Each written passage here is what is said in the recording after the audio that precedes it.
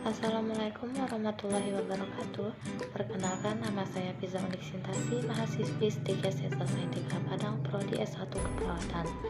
Baiklah, di sini saya akan menjelaskan tentang sistem kemih. Sistem kemih atau urinaria. Yang pertama, definisi. Sistem urinaria merupakan sistem ekskresi yang memproduksi, menyimpan, dan mengalir urin keluar tubuh. Urin merupakan hasil filtrasi darah yang berlangsung secara terus-menerus. Sistem urinaria terdiri dari ginjal, ureter, vesika, urinaria, dan ureter. Selanjutnya, susunan sistem kemih. 1. Ginjal atau renal yang menghasilkan urin. 2. Ureter yang membawa urin dari ginjal ke vesika urinaria atau kandung kemih.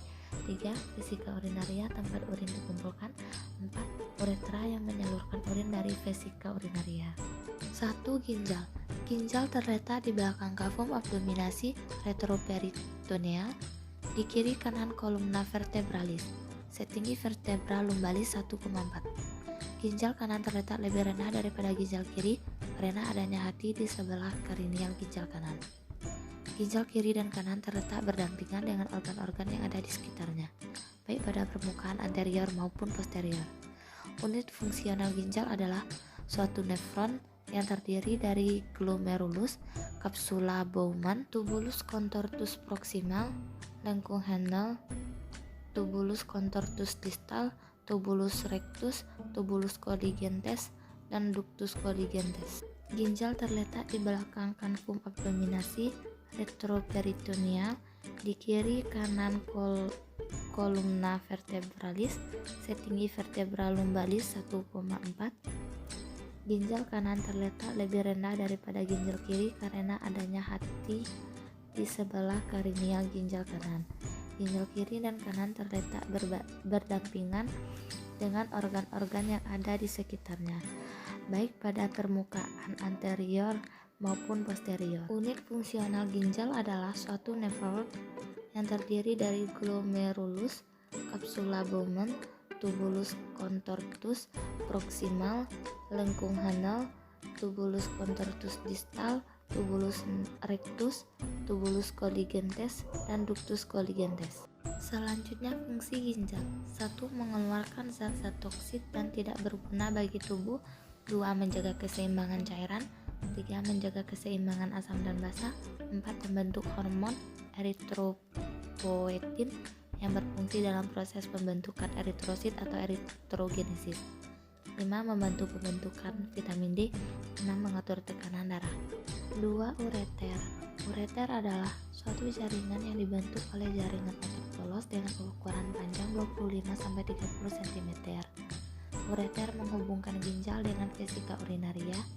Pangkal ureter merupakan kelanjutan dari pelvis renalis yang meninggalkan ginjal melalui hilum renal, berada di sebelah dorsal fossa renalis.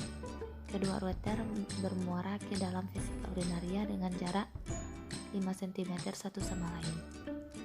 Ureter berjalan secara oblik sepanjang 2 cm di dalam dinding vesika urinaria sebelum bermuara ke dalam vesika urinaria, disebut ostium ureteris. Selanjutnya terdapat 3 tempat penyimpanan ureter, yakni 1. Penyempitan pada hilum renal. 2. Penyempitan pada tepi pelvis. 3. Penyempitan pada pintu masuk vesika urinaria. 3. Vesika urinaria. Vesika urinaria atau kandung kemih merupakan sebuah kantong yang dibentuk oleh jaringan ikat dan otot polos serta berfungsi sebagai tempat penyimpanan urin.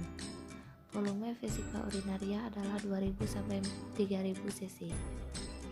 Dalam keadaan kosong, vesika urinaria mempunyai 4 buah dinding, yaitu 1. Vesis superior berbentuk segitiga dengan basis atau dasar menghadap ke arah posterior. 2. Vesis inferolateral. Ada 2 buah yang saling bertemu di bagian anterior membentuk sisi anterior yang bulat, dan di bagian inferior membentuk kolum vesicae yang difikasi oleh diafragma urogenitalis. Yang ketiga, vasis posterior membentuk fundus atau basis vesicae di sebelah dorsal vesika urinaria. Peritoneum membentuk refleksi ekskresi ke arah uterus pada wanita dan rektum pada pria. 4. Uretra. Uretra merupakan suatu saluran sempit yang berpangkal pada kandung kemih yang berfungsi menyalurkan air kemih keluar.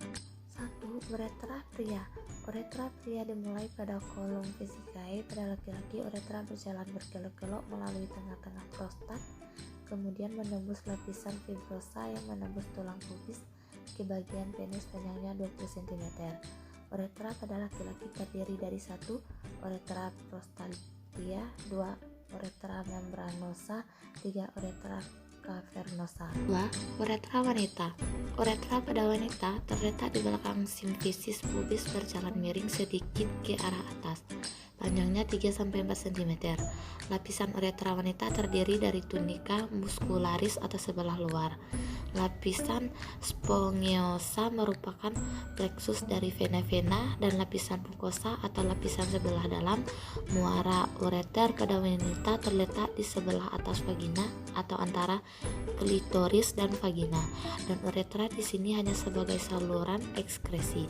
Apabila tidak berdilatasi, diameternya 6 cm, uretra ini menembus fascia diafragma, urogenitalis, dan urofisium eksterna langsung di depan permukaan vagina, 2,5 cm di belakang gland klitoris. Glandula uretra bermuara ke uretra. Yang terbesar di antaranya adalah glandula pars uretralis atau scan, yang bermuara ke dalam orifisium uretra yang hanya berfungsi sebagai saluran ekskresi. Diafragma, urogenitalis, dan orifisium eksterna langsung di depan permukaan vagina dan 2,5 cm di belakang gland klitoris. Uretra wanita jauh lebih pendek daripada uretra pria dan terdiri lapisan otot polos yang diperkuat oleh sfinkter otot rangka pada muaranya. Penonjolan berupa kelenjar dan jaringan ikat fibrosa longgar yang ditanai dengan banyak sinus venosus mirip jaringan cavernosus. 3. Berkemih. Distensi kandung kemih oleh air kemih akan merangsang stres reseptor yang terdapat pada dinding kandung kemih dengan jumlah 250 cc. Sudah cukup untuk merangsang berkemih atau proses miksi. Akibatnya akan terjadi refleks kontraksi dinding kandung kemih, dan pada saat yang sama terjadi relaksasi sphincter internus, segera diikuti oleh relaksasi sphincter externus. Akhirnya terjadi pengosongan kandung kemih, rangsangan yang menyebabkan kontraksi kandung kemih, dan relaksasi sphincter internus dihantarkan melalui serabut-serabut saraf parasimpatis. Kontraksi sphincter externus secara volunter bertujuan untuk mencegah atau menghentikan miksi. 4. Pengisian dan pengosongan vesika urinaria. Apabila vesika urinaria terisi penuh, permukaan superior membesar dan menonjol ke atas masuk ke dalam rongga abdomen. Peritoneum menutupi bagian bawah dinding anterior. Kolum vesika urinaria yang terletak di bawah vesika urinaria dan permukaan atas prostat. Kolum vesika urinaria yang dipertahankan pada tempatnya pada pria ligamentum puboprostatica, dan pada wanita oleh ligamentum pubovesicalis yang merupakan penebalan fascia pelvis. 5. Refleks berkemih.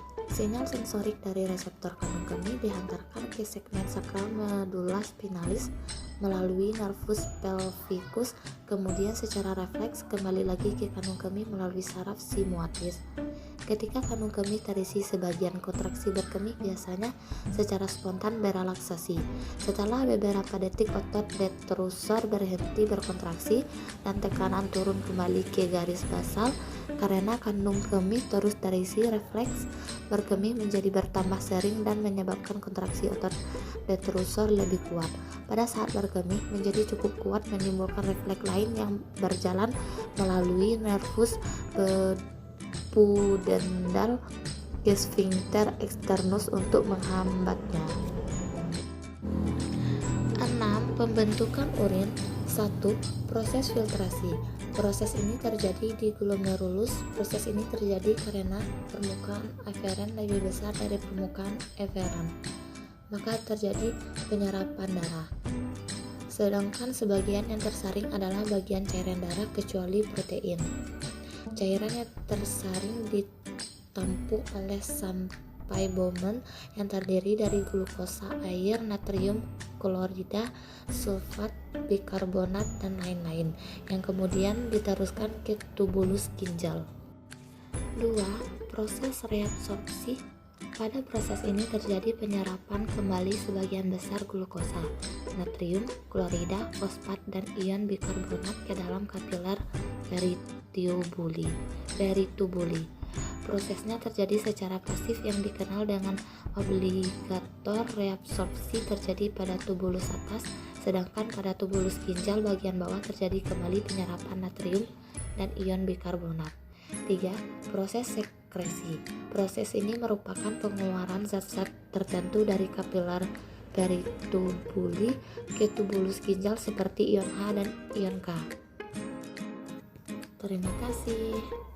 Baiklah, itulah penjelasan dari saya. Jika terdapat kesalahan, saya mohon maaf. Saya tutup dengan wassalamualaikum warahmatullahi wabarakatuh.